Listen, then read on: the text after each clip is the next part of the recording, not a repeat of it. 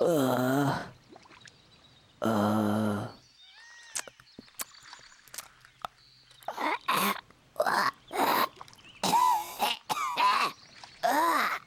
Oh no.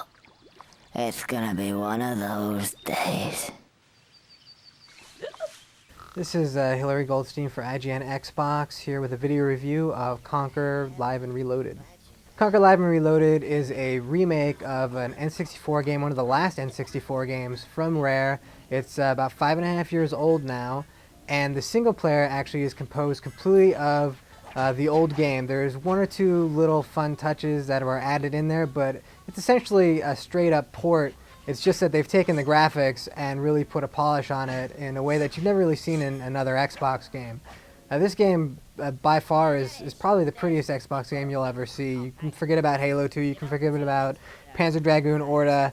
You know, there are maybe a couple instances where some of the character models aren't all that great, but overall, just from the environments and the effects and everything, this is almost what you would want to see in a low-end, like, next-generation graphics. Like, it's really that good. They've really maximized the system. But as for the single player, you play Conker, who's a rather obnoxious squirrel who wakes up after a bender, and he basically just needs to get home. And that's his whole story, is that he's just trying to get home, and in the process, he runs into a variety of sort of lewd and strange characters. Conker is a hard game to describe, only in that it really jumps around from a lot of different genres. So, you know, you have platforming elements, you have some puzzle solving elements, you'll even have some kart racing elements, there's combat, there's third person shooting. It really mixes in a lot of genres and sort of jumps around, and when the game was first made 5 years ago, no one had really done that before. Now we've kind of seen it with a lot of other games have done that in this generation, but at the time it was a real marvel. I guess the only real problem now is that it comes out now, it almost seems like, well, I almost expect that from a game, that it's going to have a lot of different elements to it. The great thing about the Conker single player is that you never really know what you're going to get out of it. It's sort of constantly unexpected. You're going to be rolling up balls of poo up dung hills. You're going to be fighting a giant poo monster throwing toilet paper at him, and he's going to be singing a sort of a Disney parody at you. You just never know where it's going to take you next, and even the ending has like sort of this really cool Bugs Bunny ending to it that you're just not going to see coming. So the single player is kind of very refreshing if you've never played it before. However, if you've played the N64 version, I think you'll actually be disappointed in what they've done. They've tried to streamline the game a little bit to make it faster because they wanted to focus on the multiplayer.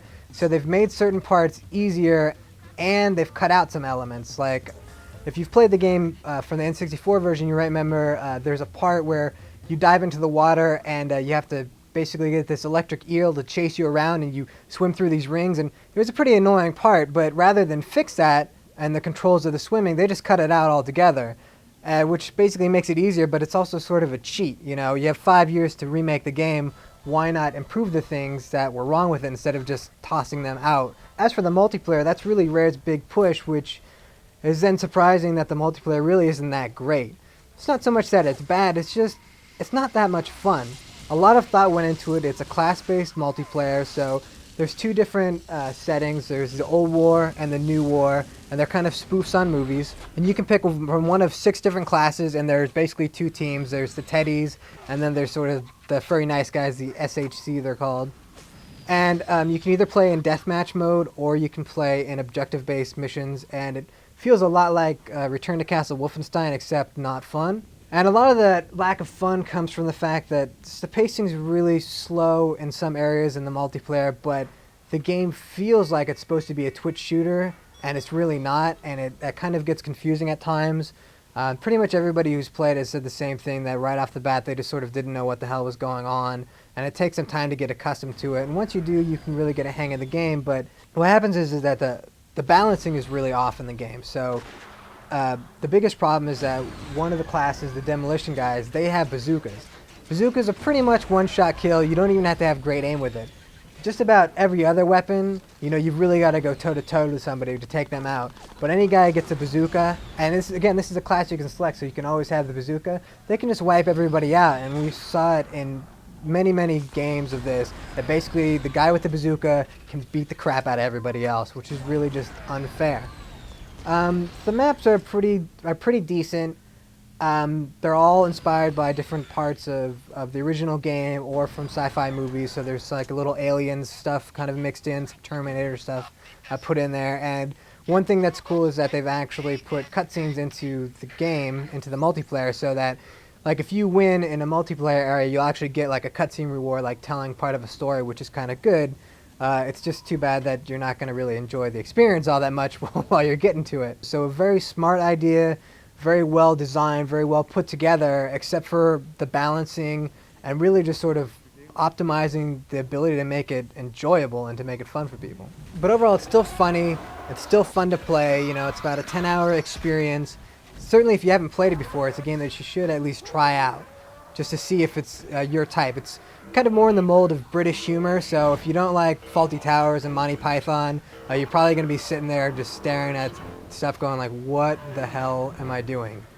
But if that's the kind of humor that you like, then you're really going to laugh your ass off. But again, if you've played the N64 version, you might actually want to avoid picking up Conker for Xbox. So Conker Live and Reloaded, the single player is a little bit better than the multiplayer is, which is a little bit disappointing. But overall, it's still a fun game, still a good game, just not a great game.